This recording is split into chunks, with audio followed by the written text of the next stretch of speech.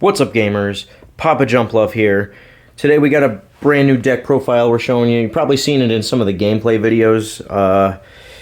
It's called Typhlosion Ninetales. A lot of these cards are coming from the E-card sets, so it's really exciting. Anyway, let's get into it. So we've opened it up with 4 of these Cleffas. Obviously, WotC-20 staple. We like to use a lot of this Cleffa for hand refresh with the 1 energy attach Eek, the no retreat cost, and the baby rule box that comes with these baby Pokemon where your opponent has to flip a coin in order to attack the Pokemon, and on a Tails, it is their attack just doesn't go through and they have to pass the turn. Next up, I chose this Cyndaquil from Neo Genesis. We got a 3 of line. For a single attach for a fire pip, we got Fireworks. Flip a coin. If tails, you discard 1 energy card attached to Cyndaquil. So it's, obviously we're not always going for this attack. It's only in extremely dire situations. And really the Typhlosion line isn't exactly meant for attacking in this deck. It's more of like a back line. The name just comes up first because it's, that's just how it is in Jason Klaczynski's blog, and he's like, he's the guy, so we just do whatever he says, and that's that. So the second attack, quick attack for 2 attaches, flip a coin. If heads, does 10 damage, and then does 20 more damage. So you could knock out a baby with that attack. So if you're really stuck on Cyndaquil and you only have the ability to be doing attaches to Cyndaquil, you have nothing better that you could be doing with your energy, you might as well try and take out your opponent's opposing Cleffa with your Cyndaquil by doing the second attach. And yeah, that's the best advice that I could give you with this. Next up, I went with this Neo Genesis Quilava. I liked that it had 70 HP. I actually like the artwork on this one, and I think my other favorite thing here is that the unique nature of the Char attack.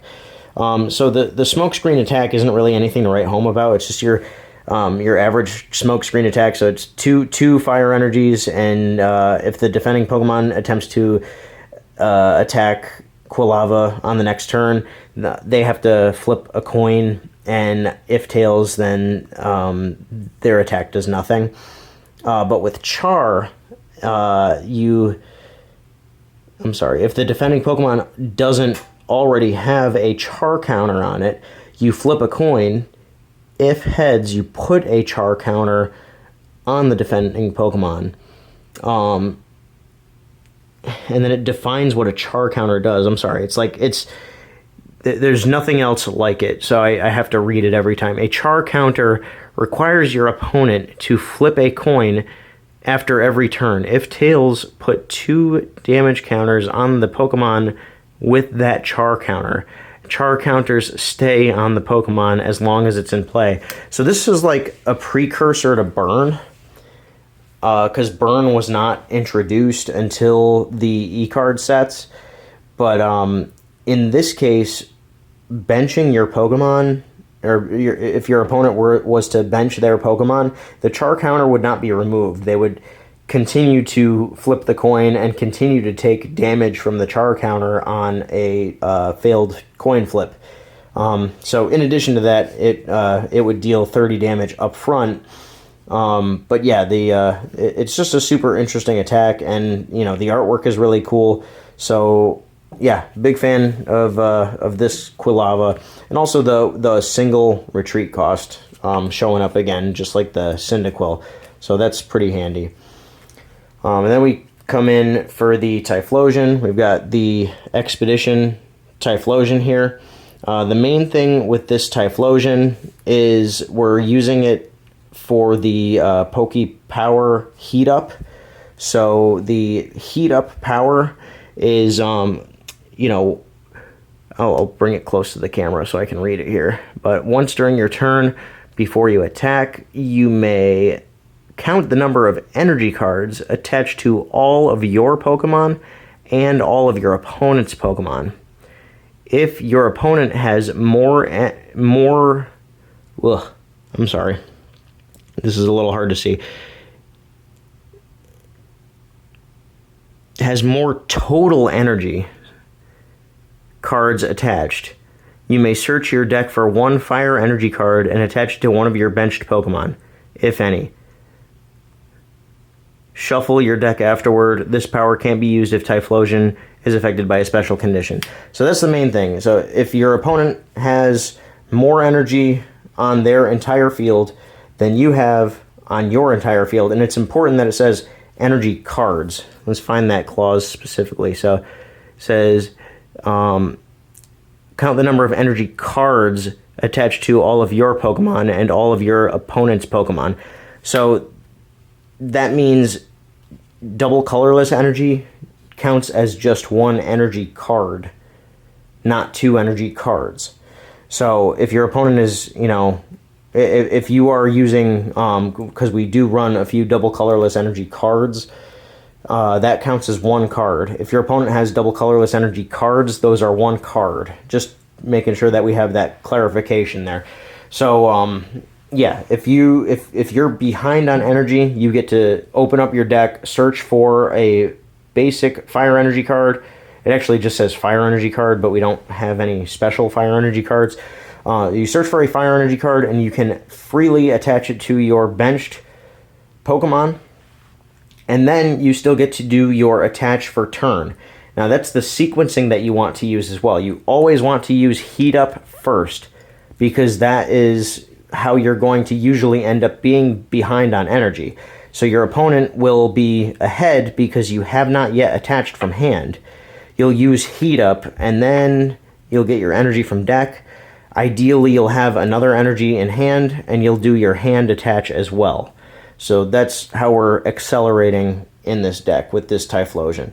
In a pinch, you can also use the attack here, Super Singe, for fire, and 2 colorless. Does 50 damage right out of the gate, and you can flip a coin. If heads, the defending Pokemon is now burned. So remember, we were talking about the char counter. Now we're able to actually burn the Pokemon. Funny enough, we can actually place a char counter on the opponent's Pokemon and then proceed to also burn the opponent's Pokemon. So we can stack char counters and the burn status condition for some really crazy things to keep track of in game state. It hasn't happened yet, but that's not to say that it won't happen ever. Moving on, we are going into the main attacker line. Starting off with the Vulpix from Expedition. I prefer this one mostly because the single attach tail shake is just guaranteed sleep. The defending Pokemon is just put to sleep. No coin flip needed. Second attack is 2 attaches, flare for 20. Also, it has 50 HP, so you won't get you won't get knocked out by a random basic water type Pokemon that has a single attach that deals 20. You'll be okay. And then it has just a single retreat cost, so not too bad. It's not fantastic, but again, the objective here is to evolve into the attacking Ninetales, which is here. We've got 3 copies of the Expedition Ninetales. We're not here so much for the first attack, though I will read it to you. The first attack is Mislead, which requires a fire and a colorless. We're flipping 2 coins. If either of them is heads, the defending Pokemon is now confused. So we've got a much better chance at confusing the defending Pokemon. If we really can't find our third energy in order to use Ethereal Flame, we can always try to Mislead. But only if Ninetales is really stuck in the active slot, because ideally what we're trying to do is stack some energy on Ninetales, load it up, and then bring it out for a big damage Ethereal Flame, and then bring it back to the bench to reload with another round of heat ups from a few Typhlosions. But anyway, Ethereal Flame has 3 colorless pips, which is to our advantage. So Ideally, for our first round of hits, we're doing it with 3 fire energy, but then on later turns, we're going to use things like warp energy to bring it back to the bench. But then warp energy is able to fulfill one of the costs, and it does not discard to Ethereal Flame, because the first sentence on Ethereal Flame is discard all fire energy cards attached to attached to Ninetales. This attack does 30 damage plus 20 more damage for each for each card discarded this way.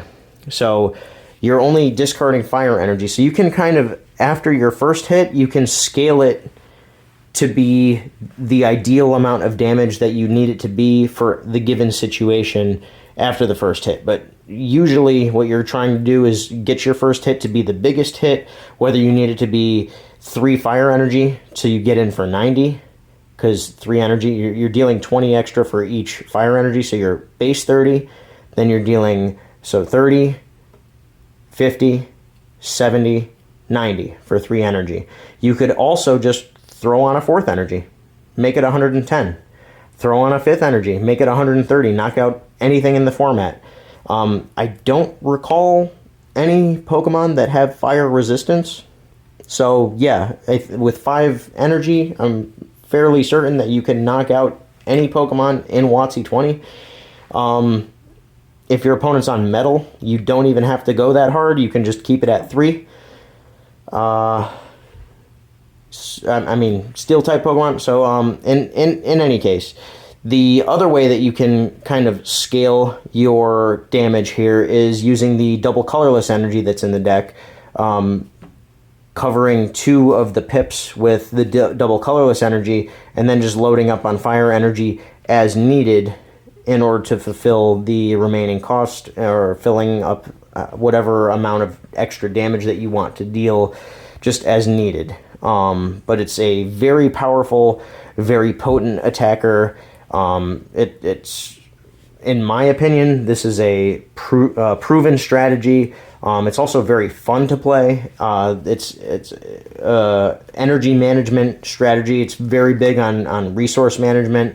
You'll see with some of the trainers that it can really get interesting, and you kind of have to experience it for yourself in order to really like appreciate how the strategy comes together. So I recommend giving it a shot if you have access to playing the game digitally. If you are able to proxy up the deck and play with some of your friends, definitely give this deck a shot. But yeah, Ninetales, highly recommend using this as an attacker in tandem with the Typhlosion. And the last 2 Pokemon here, pretty much exclusive to the WotC-20 format and a recent addition. I'm actually going to zoom in a little bit because that'll probably enhance the viewer's experience here. But we're bringing in Mr. Mime from the Vending series. Again, this was recently added to the format. We thought it was a good idea because it was printed in the Classic Collection, so it's very easily accessible. It is not expensive at all. Pretty much nobody cared. Like, people were cracking these things open and grading the Charizards and dumping the rest of the cards. So you can get like really cheap Professor Oaks that are hollow. You can get really cheap computer searches that are hollow. Really cheap double colorless energy that is hollow. And you can get these vending mimes that are really inexpensive, and everything is hollow from the set. Like really cheap hollow basic energy. Like everything is super gorgeous and blinged out, and like, you know, we love it. But anyway, that's besides the point. The point of this card in the deck is every Pokemon is soft to water, being that you are a fire deck. Now, other fire decks, like the Blaine's Arcanine deck, they have access to Cinnabar City Gym, where that enables Pokemon with Blaine in the name to ignore water weakness.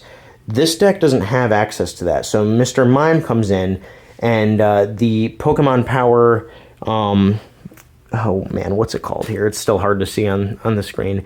The dampening shield is basically, as long as Mr. Mime is on your bench, Pokemon in play, both yours and your opponent's, have no weakness or resistance. So, most importantly for your fire-type Pokemon, they won't have a weakness to water, so it really levels the playing field and makes it so that you're just not losing super easily to, you know, like a Rain Dance deck when they're just, you know, running out with our Articuno dealing 50 damage, because an Articuno with 4 energy on it dealing 50 damage is enough to down Ninetales really fast with weakness. But Ninetales here with Mr. Mime and 3 fire energy, actually, you know, with only 2 fire energy and 1 warp energy or double colorless energy, whatever else you need in order to fulfill the cost, is able to down an Articuno. So it's really good, and it really helps the fire deck come together. I highly recommend Mr. Mime for your fire decks. It also, even in the Blaine decks, Mime might just be better than running the Cinnabar City Gym, because you'll gain access to those trainer slots if you're running under a 20 trainer limit. So, and it's, you know, you just leave it on your bench, you set it and forget it. It has 1 retreat cost, so it's pretty easy to just, you know, drop an energy on it and bring it back to the bench, regain your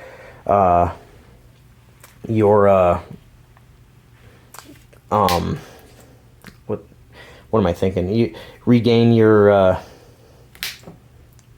protection, I guess, because it's not like, you know, you're gaining anything. It's just like you're losing your weakness. So yeah, it's, you regain your protection there. Alrighty, moving on from the Pokemon, I'm gonna go into the 20 trainers that are included in the list, starting off with the supporters. We've got 2 Pokemon Fan Club here. It's really important in the early game to get set up with the, especially the Cyndaquils. You want to get 1 Vulpix as soon as possible, but then you want to get multiple Cyndaquils on the bench, because you want to build up multiple Typhlosions, at least 2, so that you can heat up twice in a turn as soon as possible. Next up, we've got 3 copies of Town Volunteers. This is really going to help out in the late game.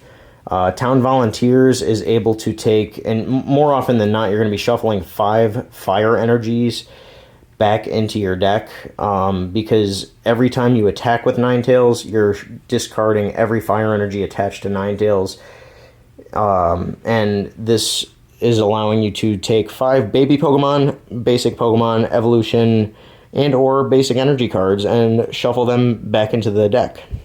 So that puts them back into the deck for you to take back out with Typhlosion for the heat up.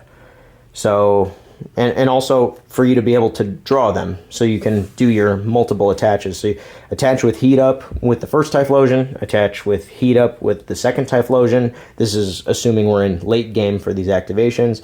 And then hopefully you also drew 1 from hand, so you can take 1 from your hand and attach the third one to the Ninetales, send the Ninetales back out there, and then attack for 90 damage again, and just keep going with the another Town Volunteers, hopefully. Keep the damage output going. Next up is a healing item that we've got in the deck. This is Pokemon Nurse. This also helps with energy management. So sometimes you just need to, in order to get the numbers exactly right, you need to be able to get some energy off of your board. So if you have some damage on your Ninetales, and you've got a couple energy on the Ninetales too, you can remove all damage counters from the Ninetales, and it'll also remove all energy cards from the Ninetales too, which could put you in a position where you are behind on energy again and able to use the heat up from your Typhlosion to get back the energy, and you're back in the position where you're able to ramp again and then possibly get ahead on energy. and maybe back to being able to attack. It's also just great for taking damage off of the Ninetales. That it is your main attacker after all. But this in tandem with, I'll skip ahead here a little bit just to show the tool of choice in the deck, which is the focus band here. So if you were able to flip heads on a focus band and Ninetales makes it out with its remaining HP set to 10, you can use the Pokemon Nurse to take all those damage counters off. Of course, all the energy comes off with it, but you've saved the Pokemon and you're behind on energy. You're ready to heat up to reuse that Ninetales to get back in there and get to attacking again. So it's the Pokemon Nurse and the 2 focus bands there. Next up, I've got 2 copies of Copycat. This is very good for when your opponent is using Eek over and over again with their Clefas. Follow this up, or follow up their Eek to draw 7. Just really good. Refilling your hand, but still maintaining your momentum with your attacks there. After that, we've got 3 copies of Professor Elm. This is just, we consider it a super supporter because while you can use it on the same turn that you've already used a supporter, it does say that you can't play any more trainer cards this turn, which means after you've played the Professor Elm. So we tend to leave it on the board as a reminder of that until the turn is passed. But anyways, shuffle your hand into your deck, then draw 7 cards. You can't play any more trainers this turn, but at least you'll be able to hopefully find a fire energy. If you're out of energy in hand, you might just be able to find the fire energy, or if you're wanting to attack, but you also are just low on cards in hand and you don't necessarily want to be sending the Cleffa to the front line to waste your, valuable attack turns eking, then you don't have to waste any time eking. You could just use this, refill your hand, and still be outputting damage, which is great, in my opinion, for a deck like this. Next up, we've got 2 copies of Pokemon Trader. We're usually not using any Cleffas beyond the first, so you can typically just take a spare Cleffa and put it back into the deck and search for whatever you need, like Quilava or Typhlosion, because it is a stage 2 line. It is a little more difficult to search up those pieces because you need the exact right Pokemon at the exact right time. You got to build up that line in order. So that's why we have so many hand refresher trainers, and that's why we have these search cards to be able to hopefully find the pieces that we need in order to get our engine started as quickly as possible. And next up, we've got 3 copies of Gust of Wind. Just like I said before, our opponents will usually be swapping out to their Cleffas after we've got a knockout. So we need something else to get their Cleffa out of the active slot so we could take out the next thing that they're possibly going to be attacking with. And hopefully it's, something that we don't have to flip a coin in order to hit. So we're going to be using these Gust of Wind to be able to take out some additional Pokemon. After that, I've got 1 copy of Item Finder. Just sometimes you need a 4th Gust of Wind. Sometimes you need a 4th Town Volunteers in a deck like this. There's, just depends on the situation. You end up needing an extra copy of something that's in your discard pile. That's what this is here to fill that gap. And last but not least, we've got this card. This is probably the most unique card in the trainer slots. It's Energy Flow from Gym Heroes. For each of your Pokemon, you may return any number of energy cards attached to it to your hand. So this is really for the energy balancing needed for heat up. It's just a quick, it's just a quick way to cheat energy back to your hand. It's if you did some attaches earlier in the game to a Cyndaquil, and now you've got your Ninetales online, but you're kind of getting bogged down with your balance for heat up because you've got those leftover energies that are stuck on your Typhlosion, and it's kind of throwing it off because you'd like to be using heat up every turn, but you've got 2 energies on your Typhlosion that you just can't seem to get rid of. Use Energy Flow to take those 2 energy back to your hand. And then maybe now you have fewer energy on board than your opponent does. And you can now use Heat Up and search your deck for the energy, place it on Ninetales, and now you've got 2 energy still from your Typhlosion in hand, guaranteeing that you have your attach from hand. You could also use it to return a Warp energy from play back to your hand if you need to reuse some Warp energies or reuse some double colorless energies, or even take fire energies off of a Ninetales that's been heavily damaged and you don't have access to any more focus bands or another Pokemon nurse. You could just take the energy back to hand and be able to reuse it somewhere else. So just a really useful tool. Also, if you're not planning on eking anymore for the rest of the game with the Cleffa that has an energy on it, just pick the energy back up, and hopefully it helps keep Heat Up online so you can keep going with Typhlosion and Ninetales, because at a certain point you just no longer need Cleffa. You just need to keep going with the damage output. So that wraps up the trainers. Next up, we're going to go in with the energy here. I'm going to try and go in with the special energy first. So easy enough. There's just 3 warp energy here. It's a little bit higher than usual. Most decks use like 1 or 2. This deck, I keep it a little bit higher because you really want to be able to retreat your Ninetales easily. And if you noticed earlier, the Ninetales has 1 pip for the retreat cost. So this keeps it versatile. Like if your Ninetales is out there, you've already discarded your 3 fire energy for the initial hit.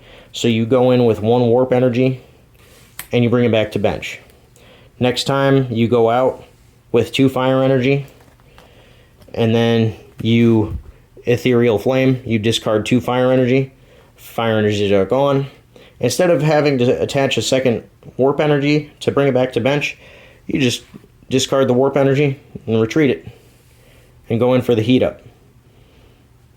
So that's, my thoughts on that. It just makes it easier to continue on with the Heat Up, and having 3 of these makes it easier to do that, and also balance it out with the Typhlosion. Typhlosion has 2 for the retreat cost, so if your opponent thinks that they got you because they managed to gust up a Typhlosion, at least you're able to warp the Typhlosion out of there, and then hopefully you can pick the warp energy back up with that energy flow card.